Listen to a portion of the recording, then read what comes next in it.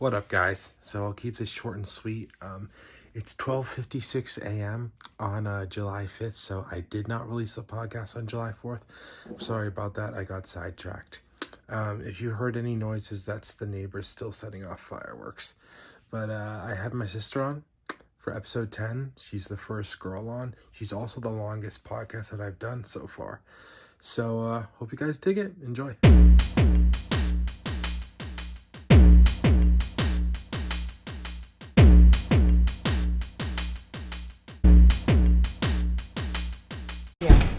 If you can hear my voice, then that means you are on the Last House on the Left podcast. And today I have my sister. Ah! You're the first sister on here. Am I the first girl? You are the first girl. Oh, wow. Oh my god. Oh my god. Thank you for the coffee, by the way. You're welcome. Have you tried it yet? I had one sip. I also just brushed my teeth, so it's kind of got that like extra minty taste to it. I don't like a minty coffee, personally. But that's the thing, because like half the time when I get up early for work and whatever, I immediately go to either Dunkin's or honestly I haven't even been going to Dunkin's. I've been going to McDonald's, and they have this this 2 for $5 like sausage, egg, and cheese thing. But it's on like English muffins. I've been like sorry, I probably should get closer to the mic. I've been eating so many English muffins lately because with, so, my diet journey that I'm trying to go. I don't even know if it's a diet, but just trying to eat. It's a lifestyle. Yeah, lifestyle. So Shane always is trying to help me and be a good friend and help me watch what I eat. But he's like all the, me and you, or I feel like our whole family in a way, we love carbs. All I did in high school, when I would have $20 to go out to eat, is I would just go to Olive Garden. And this is a great start to the podcast because I don't know if you know this, but do you know what my record is for Olive Garden breadsticks? Oh, how many you've consumed in a sitting? Yeah. I can guess. Guess. Probably 11. It's 8 or 9. Oh, okay.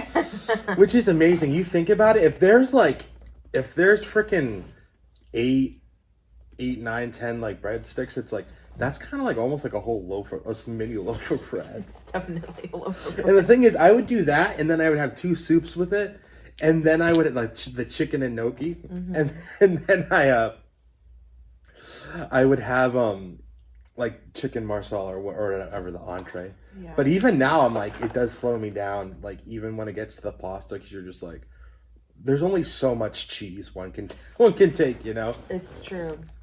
I remember in my freshman year, when I'd have to sit with remember Ivan Lord, so him, he would have always me, him, and Joe at a table.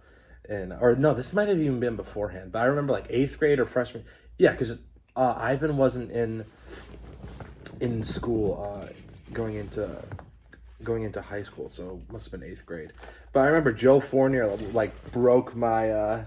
broke my dreams because Olive Garden isn't really real Italian food, right? And I was like, come on, man, that's telling a kid Santa isn't really. Yeah, because that's what Olive Garden. That's what Olive Garden was to me at the time. But was it your Santa? Yeah, something like that. Yeah, because I wasn't allowed to believe in Santa. It's kind of like when you find out that McDonald's doesn't actually put real chicken in their chicken nuggets. They're still good though. I mean, they're America's favorite for a reason. Yeah. I just saw something. You know how at Buffalo Wild Wings they'll have the flavored different wings or whatever, so you could get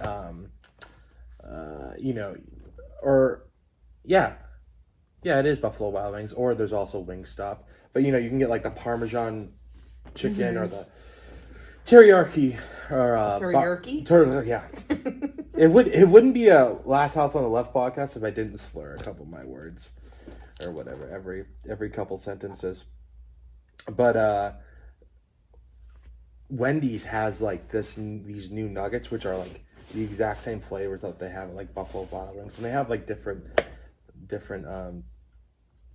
a couple different flavors to choose from, but even the Parmesan, they have Parmesan crusted like chicken nuggets at Wendy's now, and I was like, oh wow.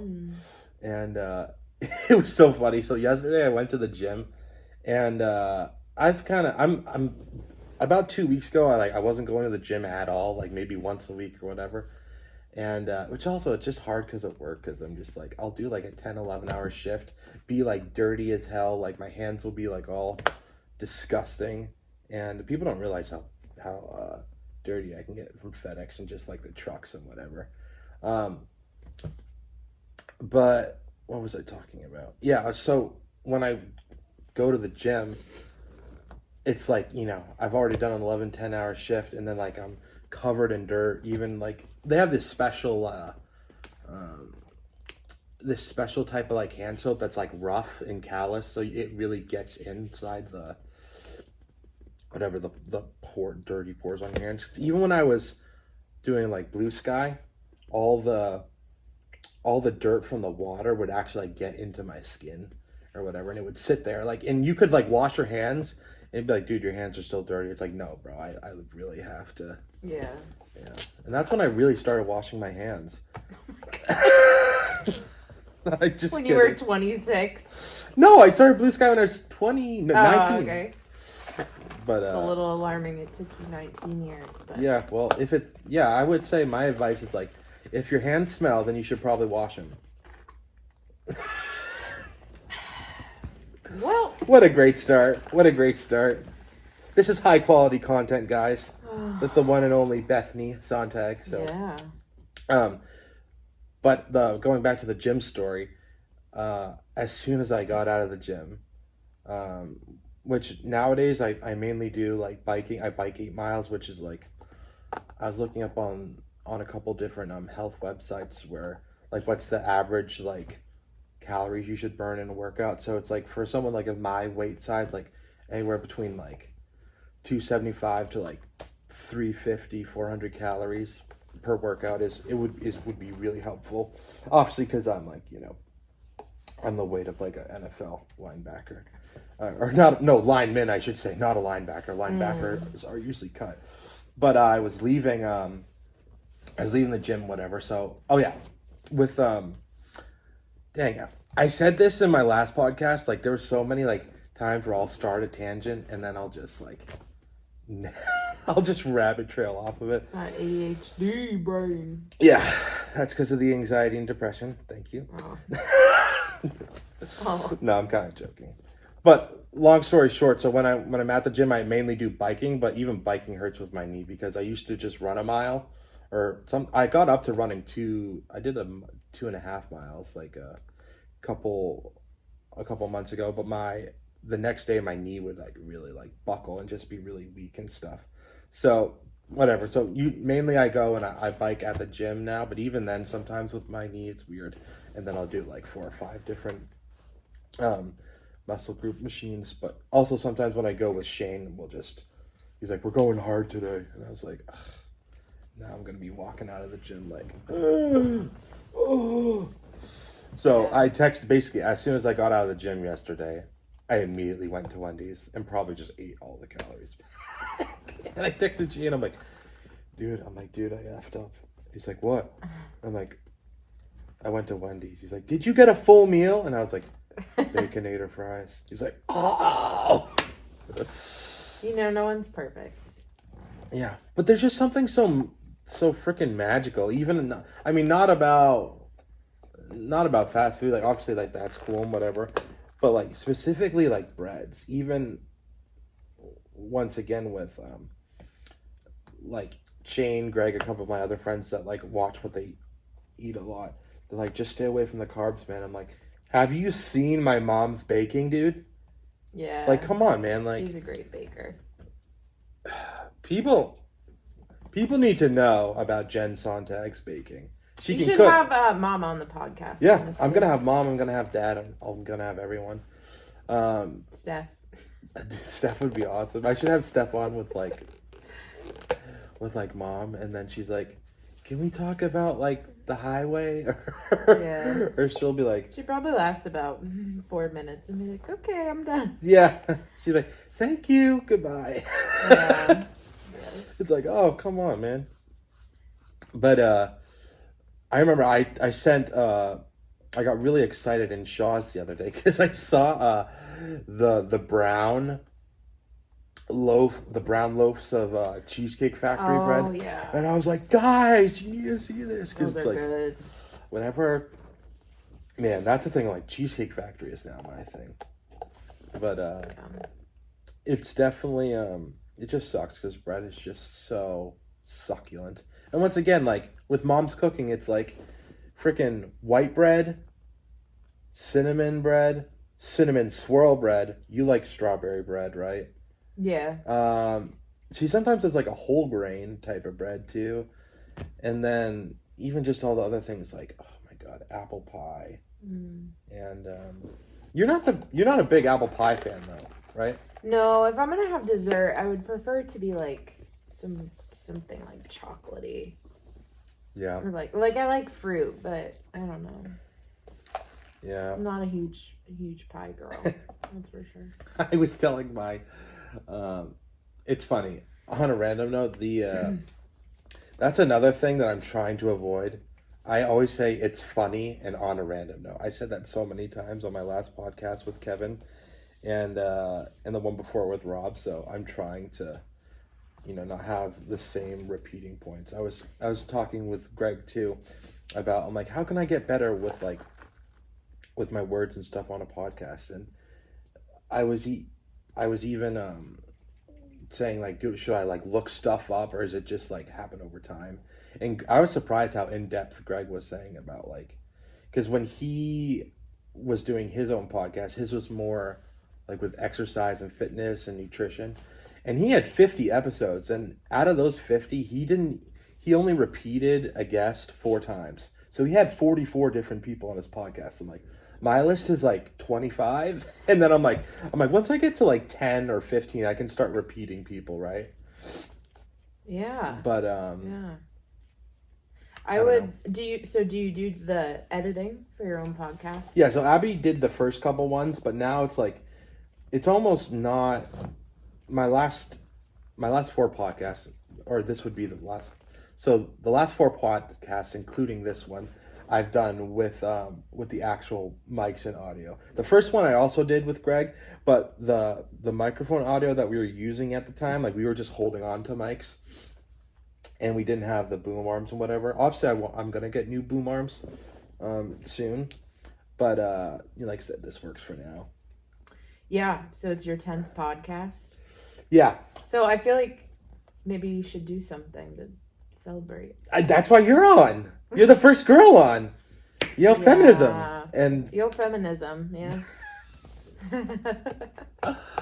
Oh man.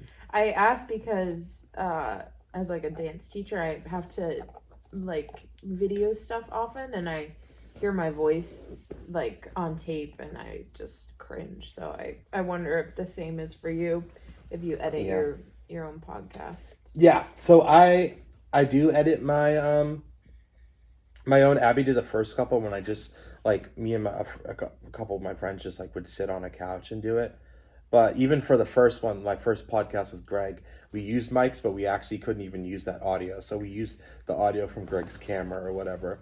So actually, I'm getting to the point where it's editing actually isn't that bad.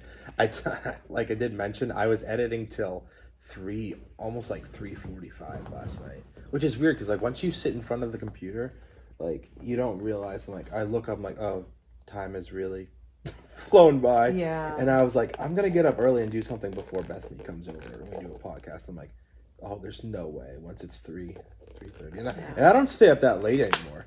Like I know Abby will randomly text me at like 1 or 2, and I'm like, you're still up? And I'm like, half the times I'm not even up that much because I'm just like, I've started going to bed, like in bed, almost asleep before 10, and it's been so nice. yeah. Well, you're an old woman. I am. I'm almost 29. Did you watch that episode of New Girl? Yes. With Schmidt. He's like, 29? 29? People appreciate that because a lot of my friends love New Girl. I know Rob and Ryan, and I think Emily or Renata and those people. Yeah. Like you go. I think Allie does too. Ooh, I should have Allie on. That would be fun. You should have Allie on the podcast. Yeah. Allie, if you're watching this, you still haven't invited me over to your house. So I'm still very salty about that. Also, you need to do vocals on 2 of my songs. Allie is such a fire cook. Whenever I've been over, she just makes the most. Yeah. What's her go-to thing? She does. Yeah, the Missy Eggs can cook. On it really quickly. Whenever we would have when we were all living at Greg's house, the 5 of us, when we would have family dinners, whenever Robert was on cooking, he had one time I think where he might have just gotten takeout or whatever, but he once made like a chicken dish, and then he did made his own pizza. I don't know if Amelia helped him out at the time because they were just starting to date, but whenever he would cook, it's there was Greg and Rob can definitely cook, but it just takes too much time and whatever. So you were saying about Allie's cooking? She makes a fire charcuterie board, or little appies, little appetizers. Yeah. Nice. By the way, are my feet gonna be in this? No. Okay. If not, we'll blur them out. Because those are the money makers. I know. I don't want to be giving anything away for free, dude. I know. I'm like, this is my body. If something's gonna be out there, I'm gonna make a buck off of it. Or just, Period. You just add it to your OnlyFans. I do not have one of those. I do not have one of those. I don't have one either. No. Also, I'm not subscribed to anyone because I'm a feminist. Does that make sense, or should I be subscribed to an OnlyFans? I mean, feminists. Mom, are you watching this? On OnlyFans. Yeah. Feminists are on OnlyFans. I don't think Mom and Dad know what OnlyFans are. No, I don't want to explain it either.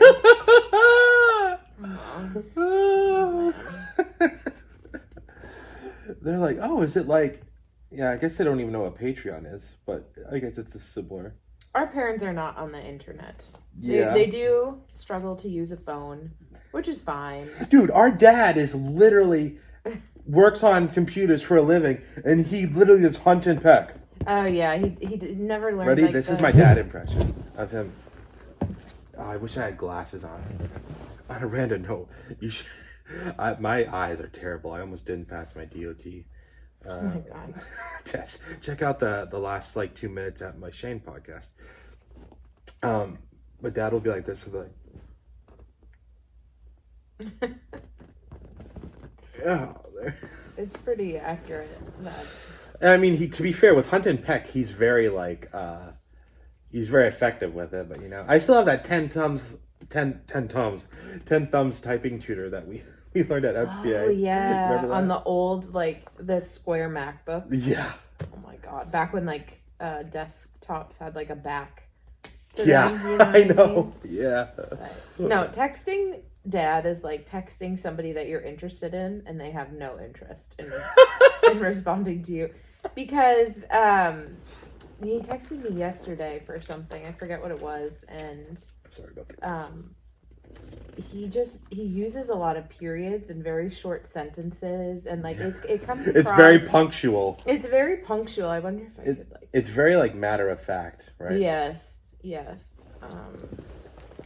When I text Dad, I'll be like, hey Dad, how's golf going? Then he'll be like, golf is going great. Dash. Hope you're doing well. Yeah. Dash. Have a good night. Yeah, exactly. I think Mom kind of does it too.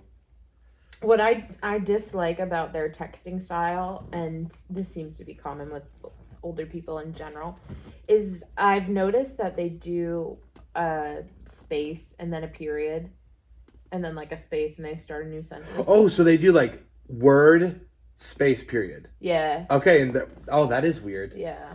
Or space and then exclamation point. What's happening? What's happening here? Those boomers. Are they boomers?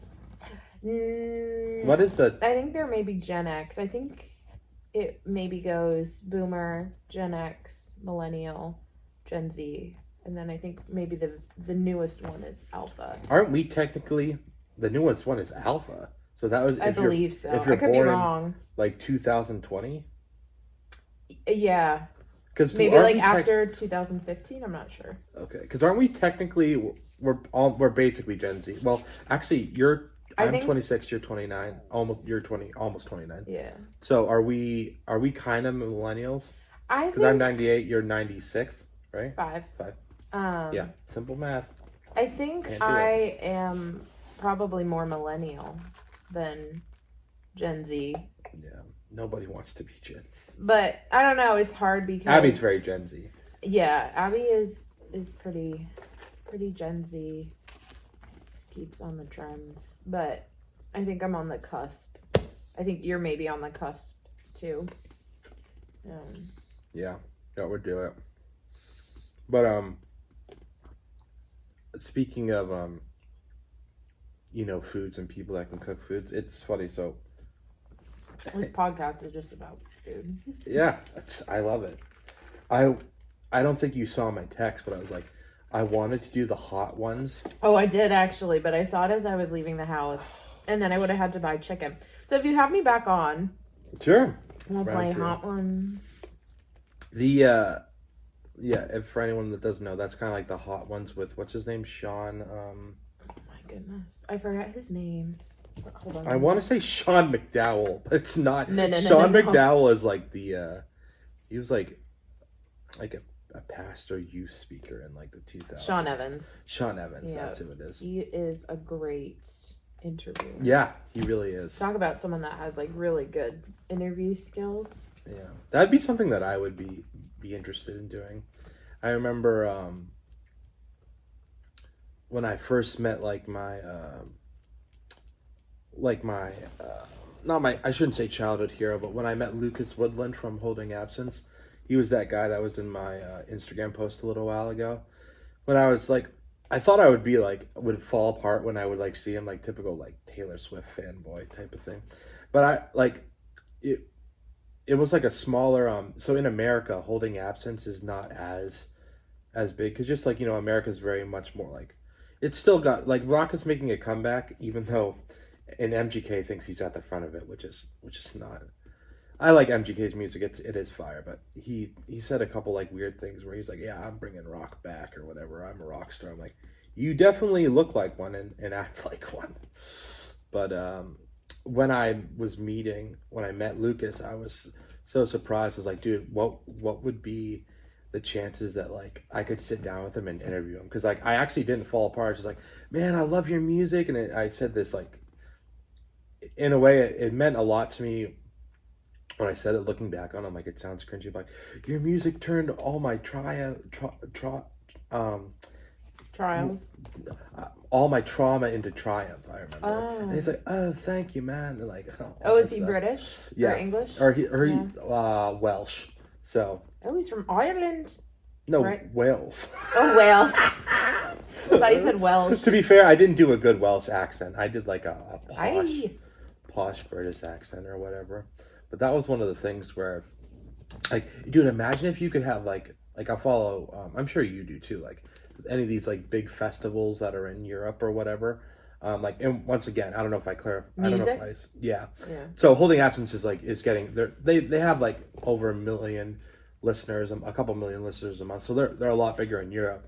But I was like, dude, imagine being able to sit with like your favorite artists and just pick their brain on stuff. And whether that's like, I'm right here. You can ask me anything. Yeah. Yeah. Fair enough. Sorry, that was kind of a long pause. Yeah, this is a good question. So, who'd be your top 3 artists that you could if you could sit down and do a podcast interview with? Oh my god! Because that is almost what a dream job. That's what I was trying to get at. Is like, imagine if you could go to these festivals or be like, hey, you're on tour. Like, tell me about, Actually, I probably can guess one of your top 3. Okay. Actually, is one Renee Rapp? Oh. Or just say your top 3. Well, my first thought was Adele. I would love to. Dude, remember when we were? What a brilliant songwriter! I just, I'm sorry. Go ahead. People don't realize how many bangers Adele actually has. So remember when we were driving back from Virginia? It was.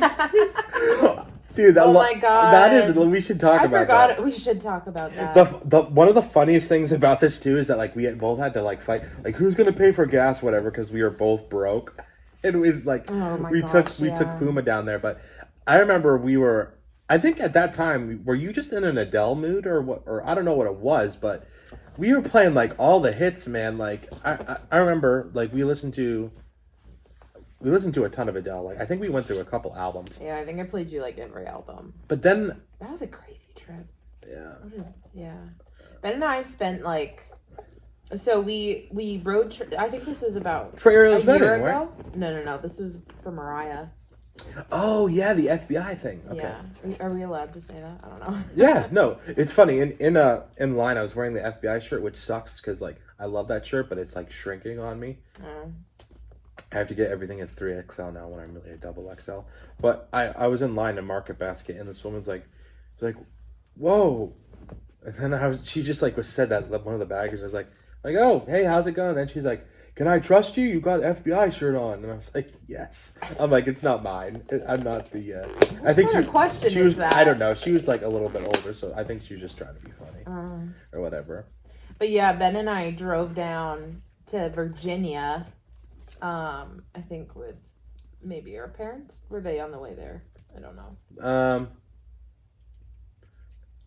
I think they came down with us and then stayed, right? Yeah, and so Ben and I were in Virginia for like a very short amount of time, and then we road tripped back very quickly, like after we arrived. And it was I forget how long that trip was.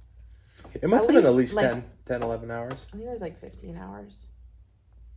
But anyway, I played Ben all of Adele. Sang a lot. Because it's not just like, I'm going to look like such an idiot now because like trying to name like her songs off the top of my head, but like, Rolling in the Deep,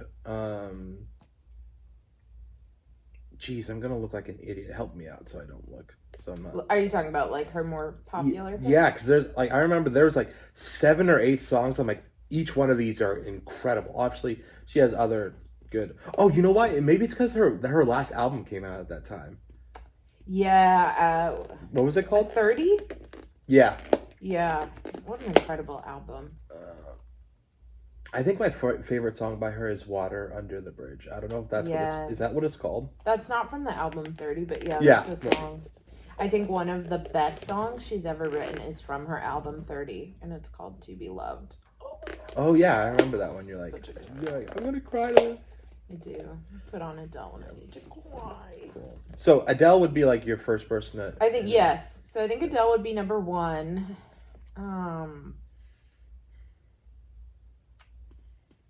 Do you edit this? Can I pause and like take a moment? Yeah, you can.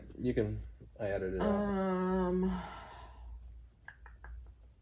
Trying to think of artists that I've listened to for like a decade. Or just someone that like if you sit down with them, like you just be like, oh, I'm like so in awe of like what's going on. Renee Rapp, I probably would interview because she is like a Broadway baby, so her pipes are just insane. And I do like musical theater, so yeah, and she's just so funny. So I follow her social media. I think I was like, wow, she is all over the place. She is so funny. And then I don't know who number 3 would be. Who would be number 3? I feel like I need to like Justin or the Joe Bros. No, I don't think so. Who's the big Jonas Brothers fan? I thought it was me. You. Yeah, it was me. Had a poster of Nick in my room.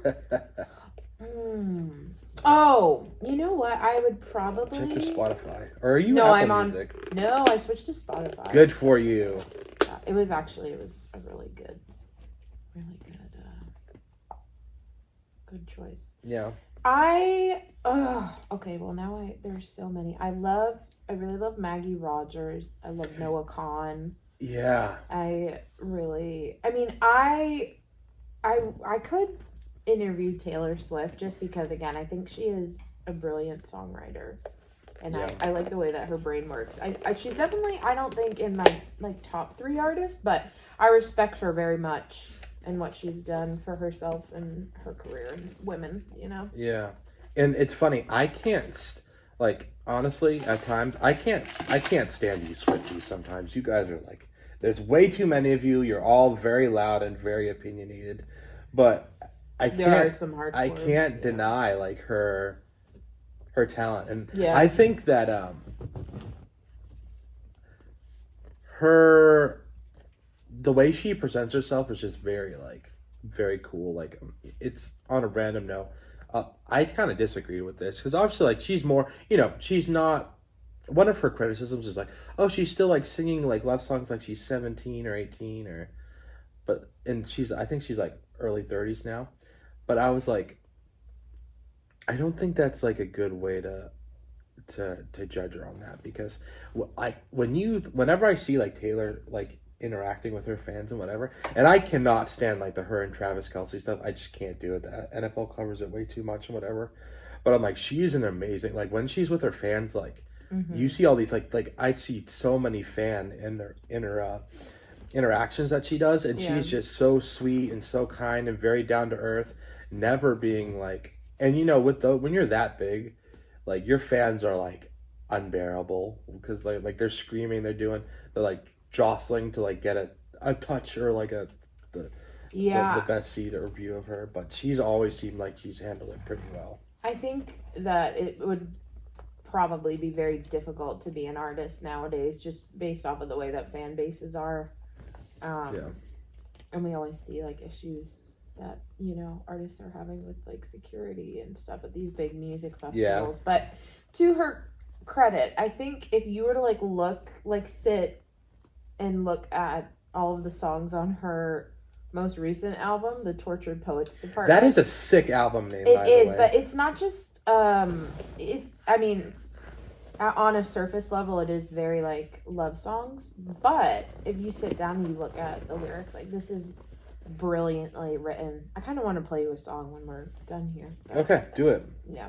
I even remember hearing Cruel Summer like literally two years ago probably. Yeah. And then I'm like, oh wow, this song is actually pretty good. I'm like, oh yeah, this song has 1 billion streams on Spotify. Well, so that's from the album. Which album is that off like, of? It's from Lover. I was like, I'm not really a Swiftie, but I know like everything pretty well. I also I know her earlier stuff really well because when Mariah started driving, she would play her country albums, like her. Yeah, Mariah was an OG Swiftie. Yeah, but the album Lover, it's like filled with all these like love songs and stuff. But she recently came out with like this playlist of like, I don't know exactly how to put it, but basically it wasn't like love songs per se, but it was like when you're in a relationship and you know that it's not what's meant for you long term. So it's like a lot of like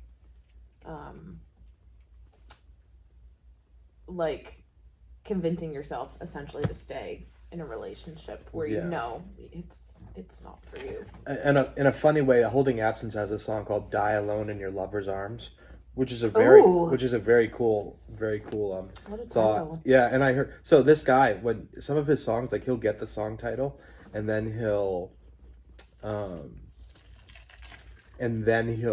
write the song. So a lot of Holding Absence's songs off of that album are very much about like either love or death or like how that works, and that whole theme of that song is like, it's really cool. It's basically like, I lived my whole life and like what if you weren't like my actual true love, but I was afraid to get out of the relationship. So I was like, oh, that was such a cool thing. Also, the notes that he's hitting, that's one thing that I would love to. So for my top 3, Lucas would definitely be on there because one, his like music literally helped me. Either him or the guy from Sleep Token, which I won't say his name because their identities are still hidden.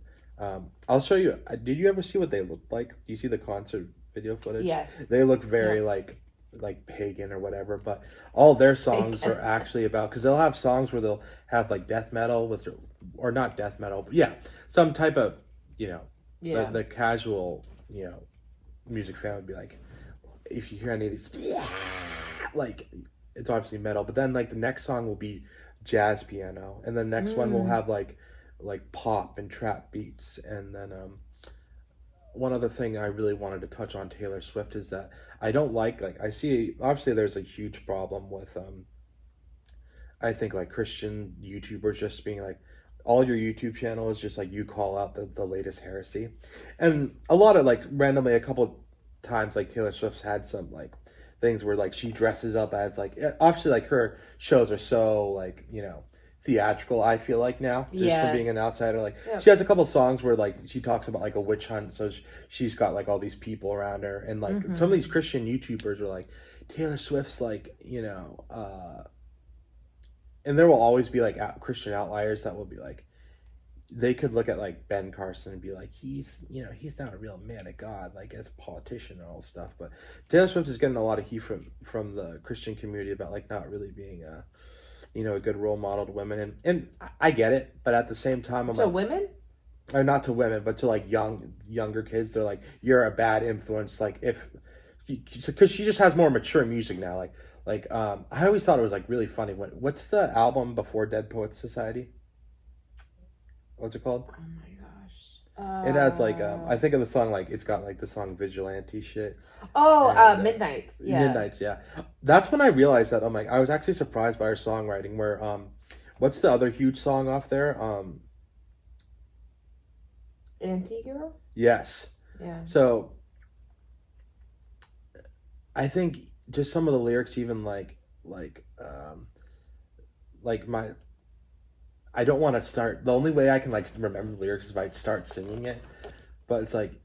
It's me, hi. It's me. Yeah, and I was like, oh, that's like an interesting. Like that's weird that she would say that. Even some people like Taylor Swift's probably the problem of all her relationships because she can't like pick which guy to stay with. But just some of the lyrics, like I think even in the second verse, like my my in-law kills me for the money. She's very self-aware. Yeah. Yeah, of what's going on in her. Her. Did you ever figure out what that line is too? About like sometimes I have this dream that everyone's a sexy baby and I'm the monster on the hill. Yeah, so I believe that's a nod towards like women in our culture and the resistance to aging. Oh, yeah. So it's not a baby. It's more like just being the thought of being like a person of youth like basically she's not getting beat out, right? She's one of the most popular artists in the world right now, but like people think she's bigger than Beyonce, which is crazy to think about. Debatable, I guess, depending on who you're talking to. I don't know what that numbers would be. I should look that up, but yeah, she. What was I saying? Sorry, I'm trying to thought. Oh, just saying, like, I really liked her lyrics, or that was the song that I was like, oh, wow, she has, like, a lot of... I'm trying to think what the first, well, as I'm talking, I guess you can pull it up on your phone. Like, what are the first lyrics to Anti-Hero? Is it... I could probably sing it, but I'm not going to. Yeah. I mean, I sang a couple, I half sang it, so... That's a weird thing, too, I'm like, nervous. when you're... I'm not a singer. Yeah. Oh, I have this thing where I get older, but just never wiser. Keep going, actually. We'll just go through... We'll go... For any Taylor Swift fans there, well... This is definitely new for your podcast, yeah, I think. Maybe a couple girls will watch it. Midnights become my afternoons. That is a fire line. Yeah. Yes. Sorry, keep going. I like this one. When my depression works the graveyard shift, all of the people I've ghosted stand there in the room. Yeah. Yes. And then the pre-chorus is, I should not be left to my own devices. That line. Prices and they come with prices and vices. I end up in crisis. Tale as old as time. I wake up screaming from dreaming. One day I'll watch as you're leaving because you got tired of my scheming. That's what a line. Geez, yeah, and I know she has other songs too where she does. It's like a very well-known. But I was like, wow, that's like pretty impressive. But anyways, it's just going back to the Christian community. It's just like it's just like one bad thing that I think people should work on. Just like Taylor Swift was never really a Christian artist, so people are like, oh well, now she's cussing in a couple songs, and she has one song where she's like F the patriarchy, right? Yeah. Yeah. So I'm like people should just like chill and relax. Like not every artist is gonna fit into your little box. I'm not saying that, that gives weight for people to be, just like degenerate or whatever. But I'm like, I just try when I look at music, like I get it. Like you still want to, for me at least, like I still want to keep my, my Christian values and stuff, but also like people have like experience and whatnot. So I don't know. That's just something where I'm just very much like, I don't like turn up my nose when I hear, obviously like I listen to a good amount of heavy music, and a good amount of heavy music has like my favorite bands actually really don't cuss in their songs, but yeah, I don't know. That was just a little side tangent or whatever. Speaking of, Christian YouTubers or just YouTubers in general, how do you feel about people that basically make money, like family YouTubers, like people making money off of their children? Yeah, that's interesting. So, I think you follow like a couple different like Christian or not Christian couples, Like just family. YouTube family couples. So you've heard of Jess and Gabriel, Gabriel, right? yeah. Yeah. They're one of So them. that's you follow one of them. I haven't really kept up with them lately, but yeah, I know who they are. Yeah, there's a couple other ones where I guess I never really.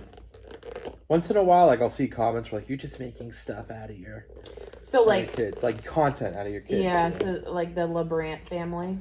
Okay, I don't think I've heard of them. Okay, or oh my gosh, who else? Matt and Abby.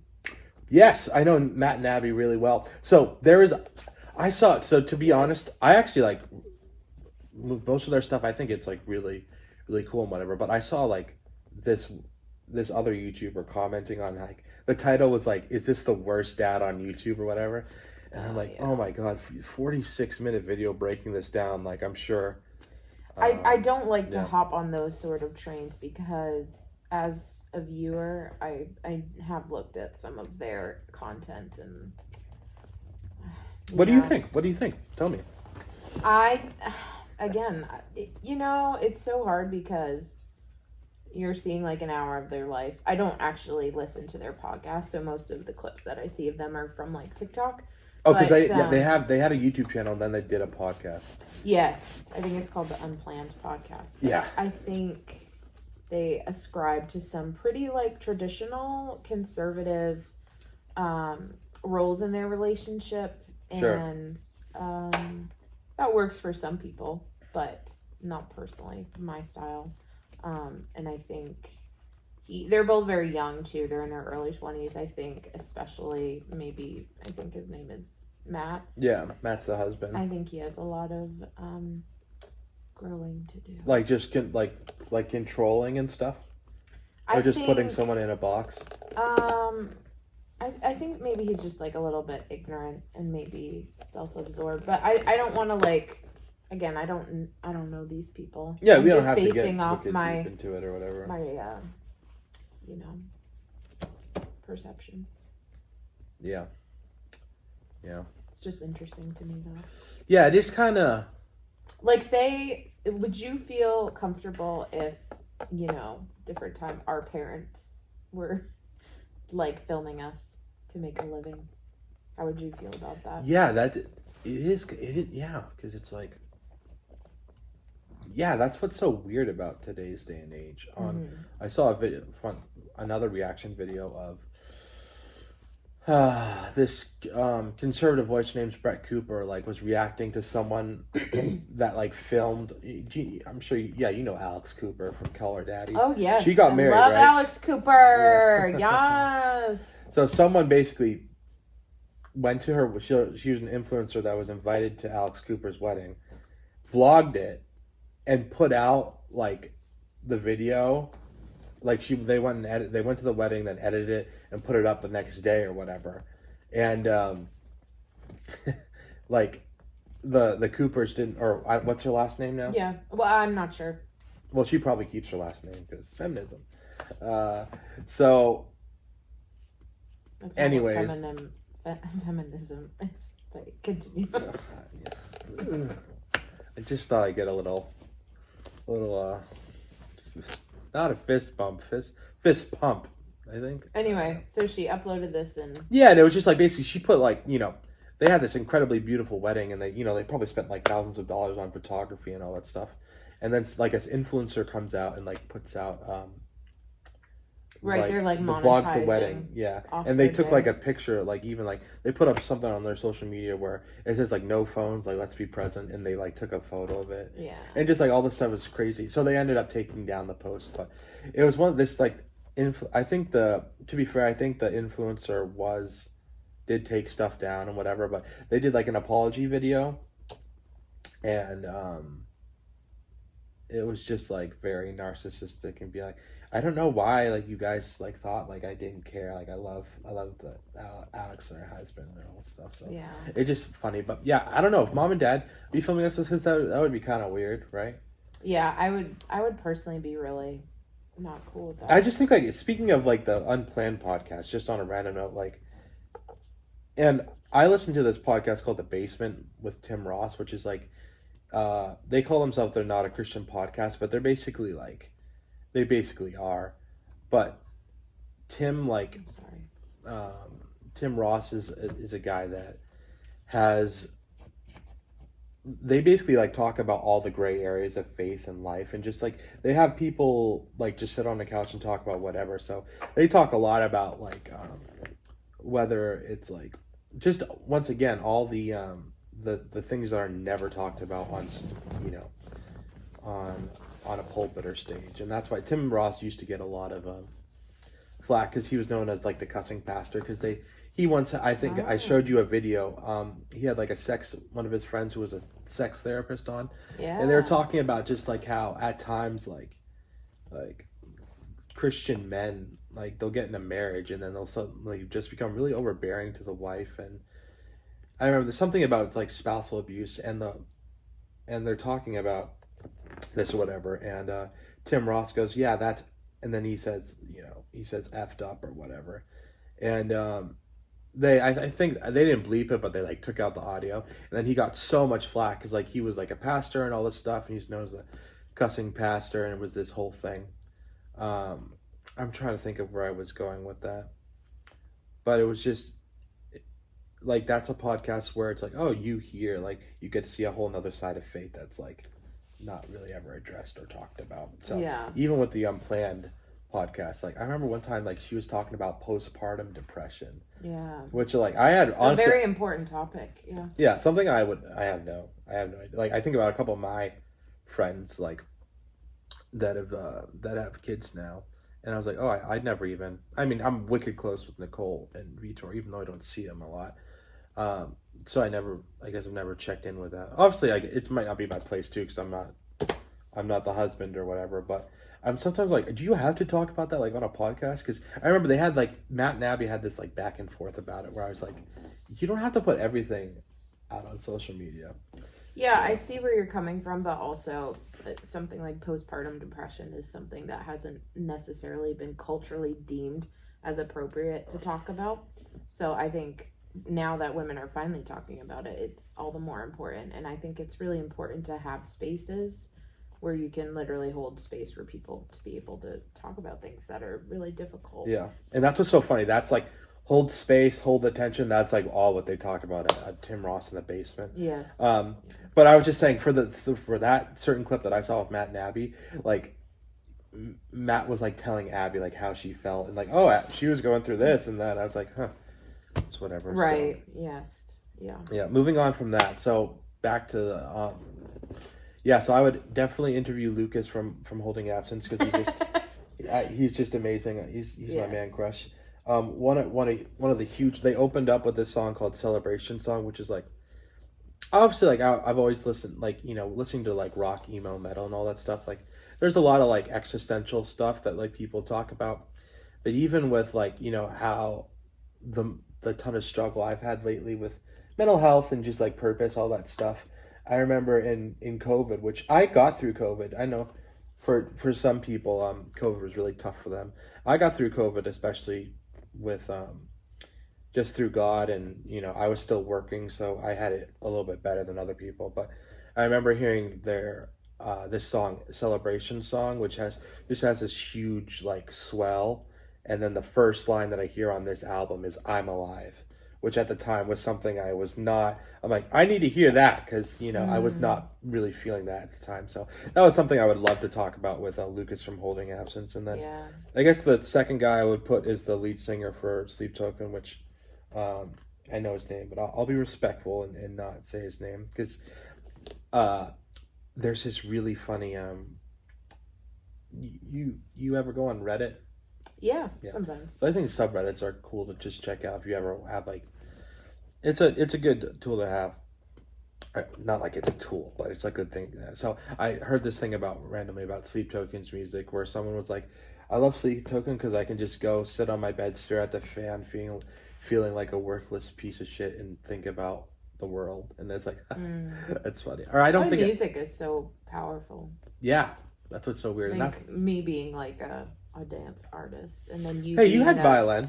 You did violin and stuff. So I have played instruments, yeah, but I'm saying like me being, I guess, a dancer and you being a musician, we really understand the importance of music. Yeah. But you mentioned mental health, and I was wondering what are you doing lately to take care of your mental health? Great question. So I do listen to a lot of music right now. That's always a big thing. I think to be fair, like I think going to the gym and exercising is a good thing. Like I would say almost like the biggest thing would be like literally, it sounds dumb, getting outside, but I'm like, I don't think that's dumb at all. But no, I shouldn't. I guess that was poorly said. But a couple times I remember I was at home. I don't know if I was stressed about something, but I'm like, I'm just gonna go on a walk. I literally just went on a walk, being outside. There's like everyone says it's just a peace and tranquility that's nice. Yeah. It comes out of it. Usually a lot of my mental health was helped by, my relationship and walk with God. I think right now I'm definitely like working out some pretty serious things with God currently. So it's not like me and him aren't talking, but we're a little. I don't know if God is disgruntled at me. I wouldn't be surprised, but I feel a little disgruntled at times with God and whatever. But as I mentioned in my last podcast with Kevin, I wrote this thing on my whiteboard which just says like keep an open dialogue with God. So just where I'm at with those things, it's like I would encourage a lot of people with your walk with God, like, we'll become stronger if you bring all the doubts, all the questions, frustrations, or just be like, this is actually really, really quick thing to add. I saw this podcast no, it was a playlist on Spotify that was the title was literally "Dear God, What the Actual Fuck," and I was like, wow, that's kind of a jarring statement. Yeah. And I've had my times with God where I'm very much like raging and hands at the sky at times, and you have your ups and downs and whatever. But I just thought that thought was very interesting. Not that I'm not saying go to God and start cussing him out. Like I wouldn't I wouldn't quite go there. But also like honesty and stuff. Like if sometimes even with my own friendships, like you have those times where you get to the point where you're exasperated or you're frustrated with someone, and it's all like you know those people that you can get like frustrated or mad at, but you're trying to communicate a point, and you know that I can be like myself and be very honest, and I know that they're not going to hate me or say goodbye and just dismiss you or whatever. So but working on my album, I think, is a big part of my mental health. And like I said, I don't know where the album's going to go. I just showed you a chorus actually that I was working on at home yesterday. But yeah, that's kind of the biggest thing is right now music and whatever. And once again, just trying to get back to that point with where obviously a big thing I've realized for your like mental health journey, it's like there's just no timetable on you like getting better, which sounds like oh, you're going easy on yourself, but just like it's weird too, because when you have like actual like decently like serious things where you're like, okay, this is probably like a problem or an issue, but it just I'm probably not describing this very well. I think that's really important what you said, though. There's not a timeline, and I think a lot of people, when they begin to address maybe some challenges in their mental health, are often like thinking of it like a cold, Yeah, I need to get better. It's immediately a short-term thing, but my thing is like long-term, because I'm like, I don't want to like go through this stuff or have this stuff going on. Like I don't like being here, but then I also at least acknowledging like, hey, this is what's actually going on and stuff. It's like, okay, cool, like that's something that I can work on and whatever. So I would just say the normal stuff to a certain degree. Like with some of my friends, like are seriously like I go to the gym when I feel stressed or whatever, I'll just do a hard set or I'll do this or whatever. And I'm like, that honestly doesn't kind of. Some of my friends that say that, I would say at times are maybe not as in touch with their feelings. So I'm like, I'm a pretty emotional person. Like I'm my father's son. So me and Dad are very much. I feel like Dad would love being on the podcast. Yeah. Oh, he loves to chat. That's where chatty boy. That's where I get it from. Yeah, me and Richard. So, as I keep saying, going back to this, the third person I would probably like to interview. Sorry, that was a crazy, not very good segue. Is John Bellion. Yeah. Yeah. So I just like if you look on YouTube, like I know one of our favorite songs by him is "Stupid Deep."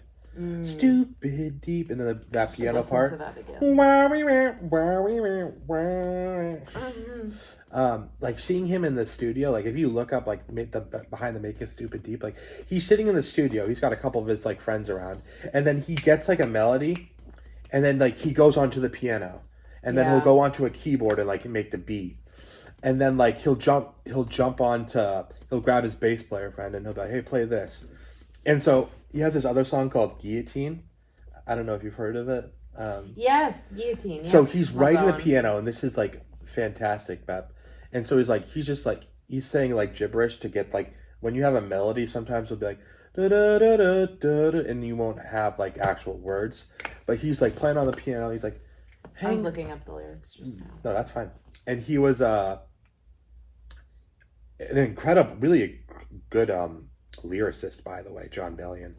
And so he's like, there's bones in my closet, and then he pauses, and then he goes, but you hang stuff anyway, or whatever. And that sounded pretty tone deaf. Sorry guys about that. On a random note, as you know, once again, Ben being all over the place, coffee is like not a good thing for your voice, I guess. Like to have, apparently you want to have like lemon water or whatever, which is funny. I would always have like coffee and whatever before I leave worship and stuff. But I know that dairy especially is, if you're like a singer, you're not supposed to have dairy, I don't think, before you. I think it does something like coating your throat in a way it's not supposed to. Yeah. But when he was saying, there's bones in my closet, but you hang stuff anyway, like it's like such a funny, like quirky line. Or kind of like a sassy line, but it was, you could see him, he's like, oh my God, this is fire, or whatever. Yeah. So, light bulb moment. That was so cool. I'm like, I saw that and I was like, dude, this guy is like a savant or whatever. And so he just went on this plot. Like John Bellion really doesn't do his own music anymore. He's writing for, Justin, and he wrote a couple songs for the Jonas Brothers. Justin recently. Bieber? Yeah. Oh. You know his song Holy? Yeah. He wrote that. Oh. Yeah. So wow, he had this guy George Janko, who was this guy that used to be on like Logan Paul's podcast, but Logan Paul was a hole and actually just fired him or cut him off because he didn't like how George like kept bringing Christianity and stuff into it, which is like kind of makes sense because I'm like, George, why are you on a podcast with those type of guys? Sorry to throw shots, Logan Paul. I know you're not going to see this, so. But just that whole awesome thing about like John Bellion, I'm like, dude, like I just want to hear about like your like just how you put songs together and write hooks or whatever. You were looking up the lyrics for Stupid Deep. Did you want to say something about that or whatever? Oh, it was more for me trying to like refresh my memory about the song. It's great lyrics though. Yeah, one of my other favorite songs by John is one you showed me called Maybe IDK, where he goes, oh yeah. It's just so unfortunate because I know the song, I could like sing it like really well, but the chorus is something. It's like, well, oh man, this is like so soul crushing that I can't think of the. It's like the pre-chorus where it's like. Although I guess if I knew tomorrow, yeah. Yeah. I guess if I knew tomorrow, I guess I wouldn't need faith. I guess if I never fell, I wouldn't need grace. I guess if I knew his plans, I guess he wouldn't be God. Yeah, that's what just like a really cool introspective thing about John Bellion's music. So yeah, that would be number 3. But I would love to sit down with, the Jeremy Riddles, a couple of the Upper Room people I would love to sit down with and I have like other artists I would, but those like Sleep Token Guy, Holding, and then John Bellion are just like really cool artists. Also, like I really like you probably know this guy, Maddie. Jeez, man, Maddie Healy from the 1975. Oh yeah. You probably are against him because he's an exit Taylor, but I'm like he's probably no. That's not why I'm against him. I think he is pretty problematic. Yeah. Not to yuck your yum, but you know. I love them. I love their music though. It's very much like they have for some adults, bops. But yeah. I was just thinking I should have brought Daisy with me. I don't know if she actually probably would like just chill there. Daisy Doops. Doozy. That's my 5-month-old puppy. Well, she'll be 5 months old tomorrow. Daisy has been coming over to the house, or our parents' house, and she gives Nike a good run for money, which is awesome. God, I know. But Nike's like she's so submissive, but when it comes to someone who's smaller than her, she'll just become this bully, and it's like, come on, Nike. I know. When Daisy's bigger, she's just gonna be, or as big as you, you're not gonna be moving her around. Yeah. Christly, she has her puppy school test tomorrow. Yeah. Yeah, so she has to pass, or else we gotta repeat the class. But she's gonna pass. Is she still peeing a lot on the floor? No, she's like fully potty trained. Yeah, she's doing really good. She's learning some basic commands. You should get a dog. I've been saying this to I know. I should get a yellow lab, and then we'll just have all colors. Yes, because Nike's a black lab, Daisy's a chocolate lab. Yeah. And Ben is gonna get a yellow lab named Thumper. Thumper. Think how cute this would be if you had like a dog laying next to you. Dude, that would be your best. I get so many. You want to talk about mental health? Dogs are so good for your mental health. And I feel like you're, obviously I only see snapshots of Daisy and whatever. I don't want to get up early and feed her and take her out to walk, but she seems like for a puppies are puppies. They're not going to be perfect or whatever, but. She's not really biting anyone. She's just kind of like peeing here and there, but like she seems pretty cool. Yeah, but not even anymore. Like she's really good. But yeah, she is a puppy. She's been teething, so she gets a little mouthy. I love that when like puppies are just like, and they just like, like even when Nike was young, like she just want to teeth or whatever. So I like just put my hand in her mouth, and Dad would do this too. And Nike would like. Her mouth wasn't big enough that she could bite down on it, so she just like. Mom sent me a picture of Nike the other day, and she looked like a little like barrel with legs. Like she was such a round little dog. Yeah, Nike's not fat. That's just like how she. She's just thick. She's thick. With a couple K's. C's, no K's. Oh, sorry, couple C's. Thick. Wow. Daisy is skinty. She's a pretty slender girl. Yeah. Well, she's still The vet growing. told me, I don't know if I told you this, the vet told me that she was underfeeding. I was underfeeding her because she was like too skinny. She's like, oh, she's on the borderline of underweight. I was like, oh my God. Feed her more. Yeah, so we upped her feeding. And she gets lots of treats and stuff. Do you feed her like 3 times a day? Yeah, she gets fed 3 times a day till she's 6 months old, and then she goes down to 2. Isn't that funny how they do that? Yeah, I mean, it's a big part of the development process. But yeah. Sometimes I wonder, it's like, shouldn't we just give dogs solid every once in a while? Like, have a third meal. Because it's like they can't control what they eat. Yeah, no. But yeah. I mean. I give her lots of, like, healthy human food. Like, she gets fruits and yogurt and applesauce. Does she, like, beg at the table? No, we have, like, our living room, like, gated off. So she's not able to do that. Oh, my God, though. I left one of the gates open this week twice. On accident. And she was eating cat litter. Oh boy. Oh yeah. Dear God. And then she pooped like 8 times the next day. Yeah. So life of a dog owner. Oh my gosh. In case you want to get a puppy. Well, no, I hope I get one at some point. I don't know. Yeah, maybe I'll probably get a dog before I get a girlfriend, so. Yeah, you never know. Maybe you get a girlfriend with a dog. That would be a plus. Yeah. Too big. You did not just say that. I was gonna say 2 birds, 1 stone. Don't worry, I'll bleep it out. I'm a feminist. I champion women. Abby, are you gonna edit this podcast? No, I wonder. I should text Abby. I'm like, hey, do you feel mad, Abby, that like I don't? Abby would love to just hear me talk for an hour. Hey, this is going great. So, let's take this back. right?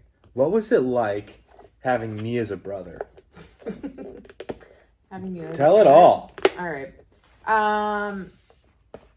I think I'm your only brother. Yep, only brother. You and I grew up pretty close, I think, because you're 2 years younger than me, ish. Yes. And Abby is obviously our youngest sibling, and so there's a bit of an age gap, I think, between her and everyone else. And so you and I feel like we're buddies for a long time. So you were so fun. I used to put you in dresses sometimes. We're not. I'm cutting this out. That's not okay. You want to talk about like oh, that's like low key like abusing your kids, like putting them on. You would put me in dress. You would try to make me a cross dresser. No, we can cut that out. Put me on RuPaul's. Okay, we have to cut that out. Drag Race? No, why not? No, we can't keep that in. You used to play with Barbies sometimes with me. That was nice. Well, I wanted a Jimmy Hiker, but I know. Sometimes I'd play with your little army men. And then you and I, we just we had a lot of fun together, I think, growing up. I'm trying to think of like some stories. One time, you remember you almost drowned in the pool. I don't know where Mom and Dad were, and I saved that's at the Kellys. Yeah.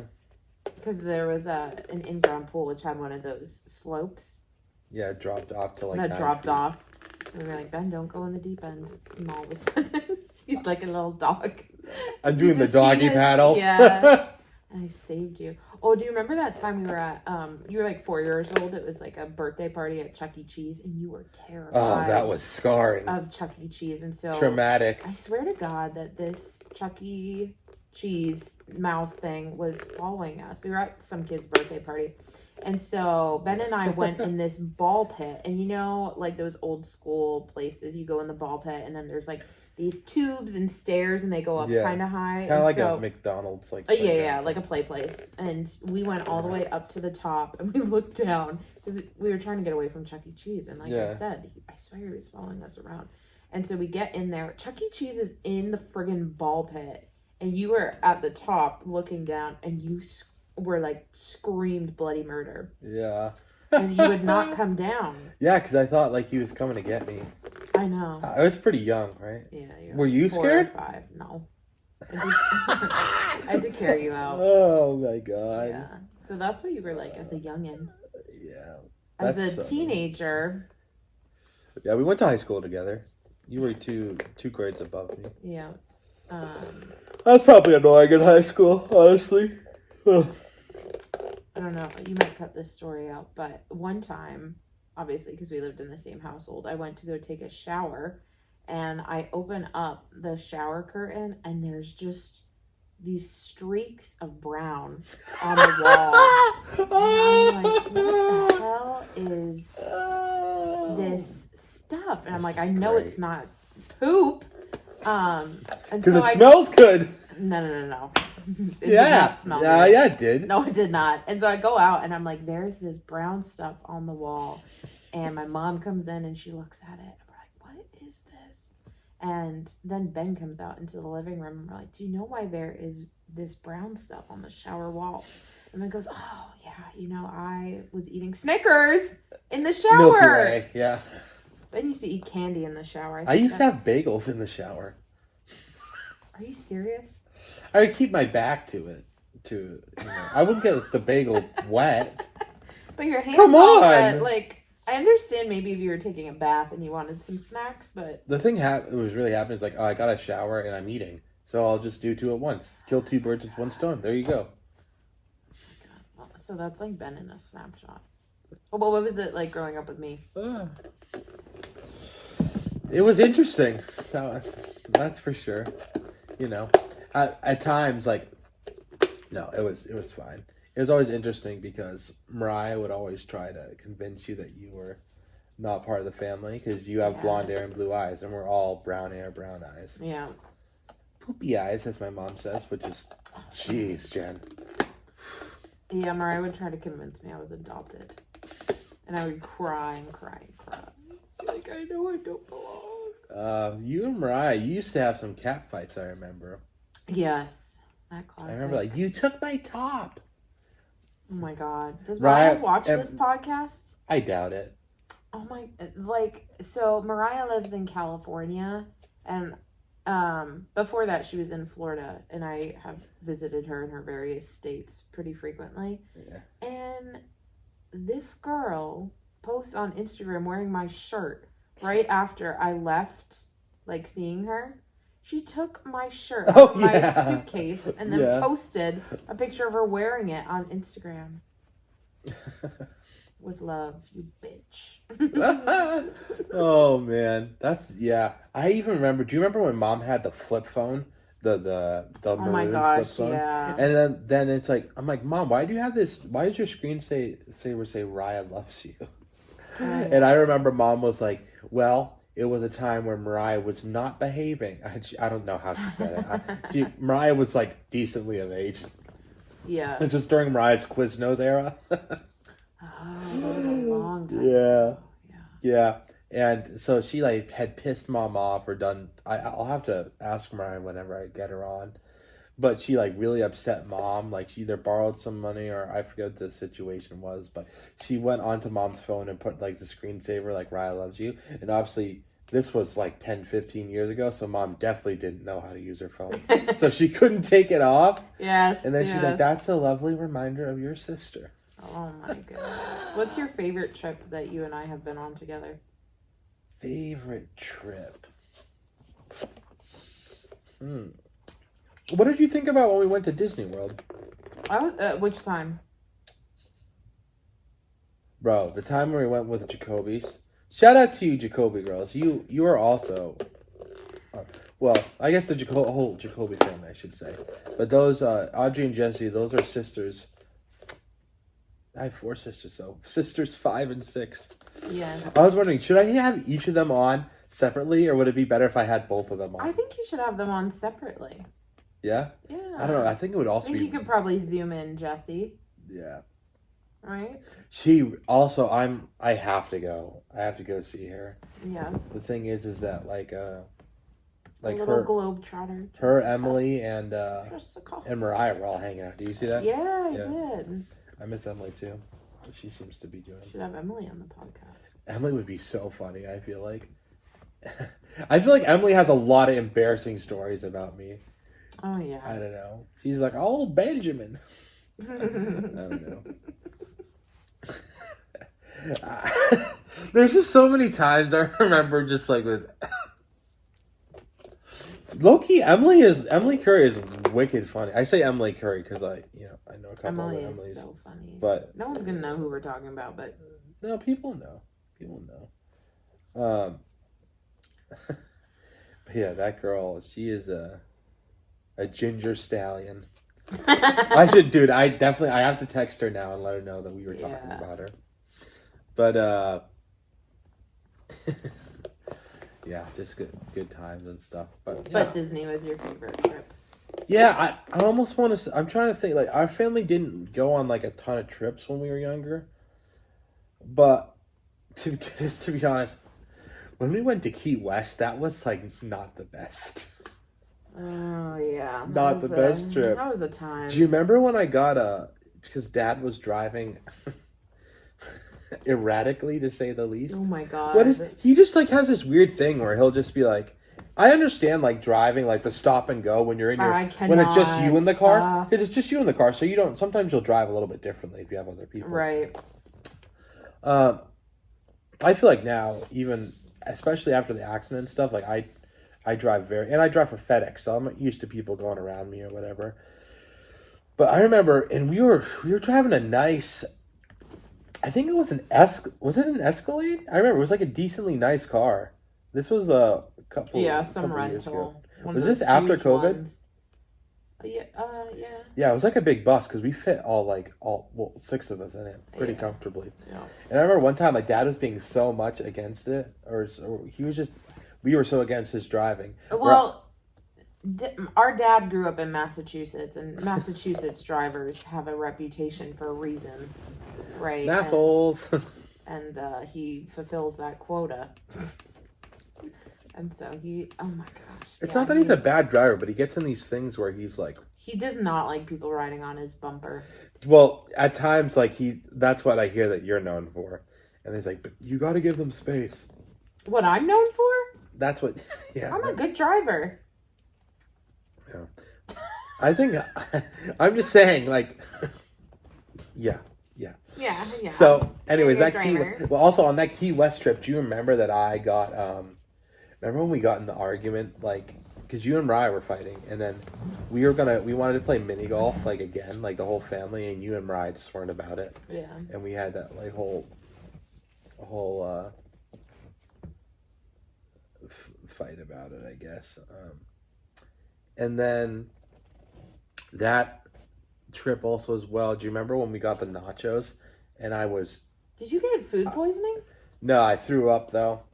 That was amazing because we were driving home back from that place. Oh my god! So, dude, yes. Beth, I held. I had to throw up like vomit. I had to throw. I held my throw up for literally 35 minutes. Yeah. And I've never seen that was really impressive actually. Ben was in the back seat and he was like, "Oh, I don't feel good," and so you're like, "Well." Do you want us to pull over or yes? Do you want us to pull over or whatever? And then I was like, I can make it. And they're like, how far is it? And Mom's like, 35 minutes. I was like, oh boy. And so we get back to the Airbnb, and Ben is the first one in the house. And I remember the bathroom was upstairs, and he runs up the stairs. But you threw up in the toilet, so good job, bud. Yeah, That's impressive. I tried to be. Couldn't be our other siblings. Abby! No, I'm talking about Mariah. Oh, Mariah throws up? Well, Mariah used to have... strays. Mariah used to have this habit of vomiting, like, right next to the trash can, like, on the floor. Yeah. Sorry, I have this one memory where I was sick at house. This was when I was, like, little. Yeah. And I remember, like, I had to throw up. And Dad was with me. He goes, it's okay, it's okay. No, and he's holding out his hand. He's like, just throw up in here. No. And I was like, damn, Dad, like, really trying to take care of the carpet. But, you know, maybe that's a old thing. Red carpet. You remember they used to have, like, a very 90s gross carpet in their house. Do you remember the shades we used to have on the, what are those? Yes. Those, the curtains? The bay windows or whatever? Yeah. What a time. Sheesh. Growing up in the 90s was great, though. Well, 90s or at least early 2000s. Yeah. And we're literally the last generation, I feel like, to be, like, a good amount of my childhood is, like, Mom would whistle for me to come home and I'd be playing out in the woods or in the neighborhood. Like kids would just be playing out in the neighborhood all the time. And, like, other new kids that live in mom and dad's neighborhood still do that, but I'm like, I just feel like a different time, you know. I remember we would be out playing, you know, till dusk, and then my mom would do those like 4 fingers in the mouth whistle. I can't even whistle. Did you know that? No. Ready? This is me trying to whistle.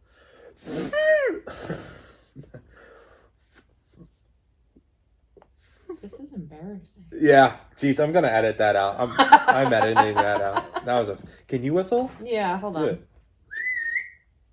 That wasn't my best whistle. Mom's got a shrill whistle. Yeah, I think it's like that's a crazy. She wouldn't even yell. She would just go. Hey, Mom. She would just lean out the window. 4 fingers in the mouth. I'm telling you, like. I couldn't do that. It was a good time though.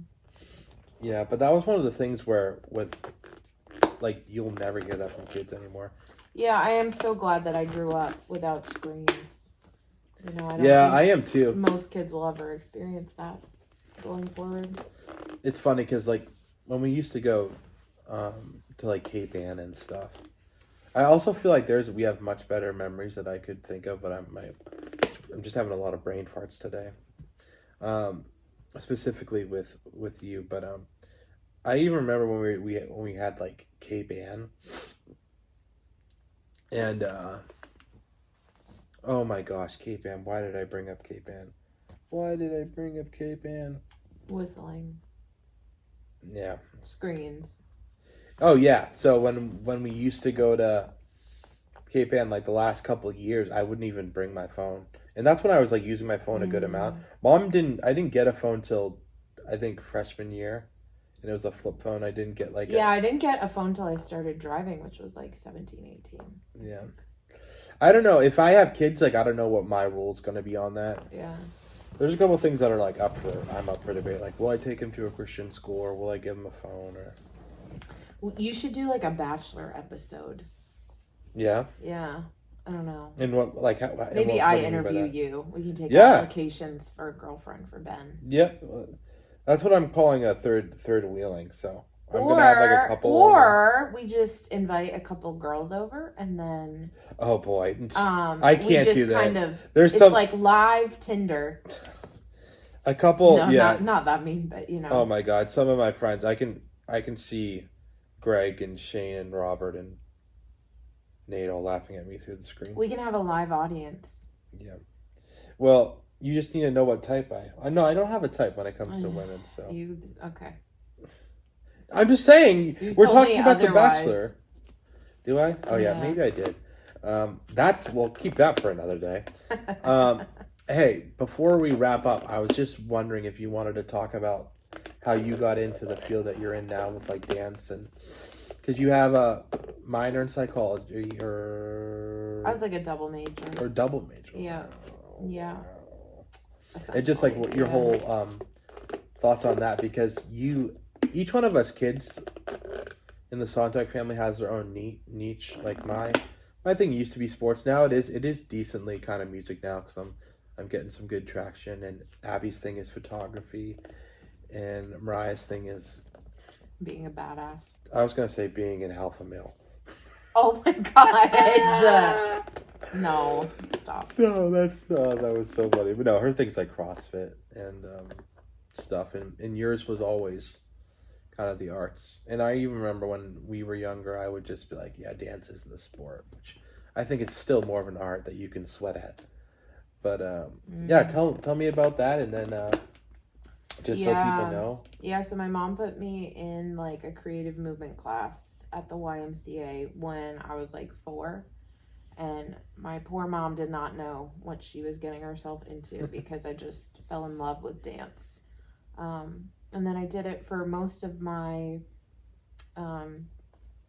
life, you know, through elementary and middle and high school. I took a little break because I did get injured pretty badly. Yeah, I remember that. And I danced competitively for quite a while and went to college for dance and psychology down in Mississippi, and now I teach and I choreograph and I'm back in the competition circuit, but now as a teacher, which I actually like a lot more. It's very fulfilling for me. Yeah, I go through phases, but I really love it and find it very fulfilling and rewarding. Yeah. When I look at like dance, because I went to a lot of recitals, I feel like in my day. Yeah. You know, most of them were either at that like school in Nashua. I remember it's near near St. Christopher's. So I forget what it's called. Or they would be at the Souhegan Valley Boys and Girls Club in Milford. And if you think about like performing like music or obviously when I say performing, like I did actually a worship night at the Souhegan Valley Boys and Girls Club, which is cool. I played bass with like Jesse and Drayson and a couple other, or a full worship team, which is cool. Had like a click track and everything in ears. It was nice. But like preparing for like music or whatever, and preparing for you know, for doing like dance, whether it's competition or you're doing like recital, because obviously those things are they different? I assume they're slightly different at least, right? Yeah, recitals are like usually an end of year show, and that's for both recreational and competitive students, and then competitions are obviously just for kids who desire to have that extra added layer of training. And so how many different numbers do you have to have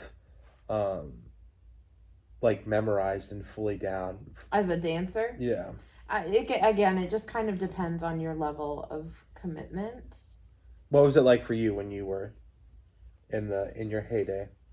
Yeah, I was dancing a bunch. I was like, you could not put me in enough numbers. I just wanted to be a part of everything. So I would say maybe like on average, like anywhere between maybe like 8 to 10, 7 to 10. Is that a lot for a recital?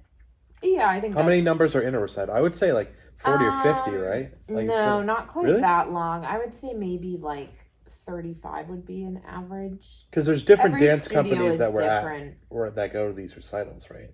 No, so a recital will only be for a studio, but if you're talking about, I also had a stint where I was dancing professionally, and so that when we would have shows, we'd invite other companies to perform with us. That was with Saving Grace, right? Yes, yeah. So that was like a little bit pre-college, and then post-college, I did that. Gotcha. Which is great for networking and, just getting to work with different choreographers and dancers is really amazing. Yeah. That's something like I do not have any rhythm. I don't have a lot of rhythm. I have this clap rhythm. on beat. I can clap on beat. That's the thing I would love to play. I'm actually getting I'm getting just because it's so hard to figure out like the drummer, because I'm the drummer for my album. I'm trying to get somewhere between either Aaron Gibson or Tom's, and at this point I'm just, even though I'm moving back in with mom and dad, I'm going to be moving into Tom's place, probably by the end of the year, and so I'm just buying an electric drum set. So I'm like, I would love to learn. I feel like I could be a good drummer, because like when I listen to a lot, like Sleep Token and especially Holding Absence, I listen to their drummer a lot. And I can't play drums, but even when I'm writing my songs, I know exactly what I want the drums to do. So even when like I have Tom's or Aaron come in, I'm like, hey, this is the structure of the song. I'm like, at this certain point I need you to hit a fill like this, or something like that. The expert at anything was once a beginner. Nice. Hey, so this was lovely. Thank you for coming on. This was a grand old time. Thank you for the coffee. Next time we'll do hot ones. Either hot ones or the Bachelor thing, which. Oh my gosh, yes. Maybe for like your 50th episode. Oh well, you're number 10, so, yeah, so maybe 25. 25. Okay. 25 would be good. We're expediting the timeline. Yeah, so I'm putting them out more. So the last 3 weeks I've been doing one every week. So yeah, cool. Thanks for having me. Thanks, girl. I love you, and love you. We'll see you next time, guys. Bye. Peace. Bye. Did I mistake you for a sign from God? Or are you really here to cut me off? Or maybe just to turn me on? 'Cause these days I would be